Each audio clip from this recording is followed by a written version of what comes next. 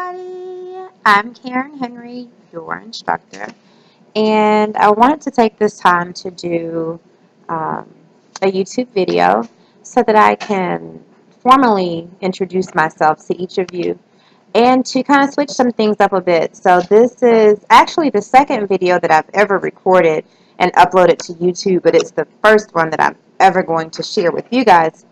So what I'd like to let you all know is that I'm really excited that we've gotten off to a great start. It's been really great meeting each of you. There are lots of you who I've taught in previous classes, so it's really rewarding to be able to see you all and interact with you all again this term, so that's pretty cool. The chapters that we're going to be discussing this week are chapters 3 and 4. They are jam-packed with lots of great information. It's been a really interesting read for me, especially since I currently work in the field of compliance. So it's really interesting to see that the information that's discussed in this chapter, it's really going on in the workplace now. Um, just recently had a conversation on this evening that has absolutely nothing to do with compliance, but the gist of the conversation was that whenever you are advertising anything, be it a business or the newest weight loss product on the market, it's easier for you to be able to take the word of someone who's actually used that product or who has actually referred to that business and who's actually had great feedback from that particular product or that business due to their personal account of being introduced or using that particular product. And since, I currently work in the field, just reading this information and having it specifically applied to my daily tasks is pretty rewarding. Um, this week's topic of discussion is going to talk about the 7 steps of due diligence. And I will say that all of the steps are very important to a practice. And of course, there are going to be some that are more difficult to implement than others. And that's what this week's topic of discussion is going to surround. But the textbook definition of due diligence is the proof that everything possible was done to prevent that particular act from happening. And you'll find that with compliance, with healthcare, with anything, nothing is foolproof.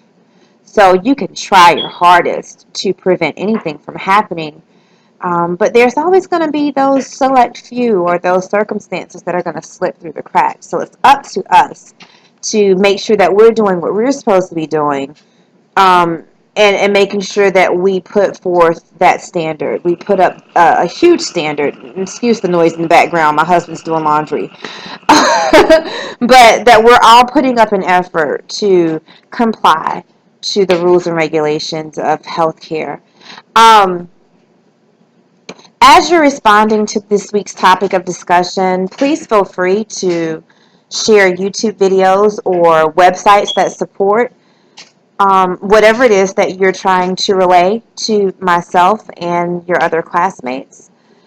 Also, there are quite a few of you who currently work in the field, which is exciting. So we'd love to hear from you. If you have any real-life experiences that relate to your daily tasks, whatever it is that we're discussing during the weeks, please share. Of course, we're not going to release any PHI. We're not going to violate HIPAA in any way, but I'll share, my daily tasks, and if you guys can share, that would be perfect as well. I will say that step 1 of the due diligence that talks about being straightforward, and it also talks about, let's see here, that the physician on the premises must sign and date the documentation. Documentation is huge. I mean, we've had issues at my current practice where sometimes documentation is not adequate as it should be.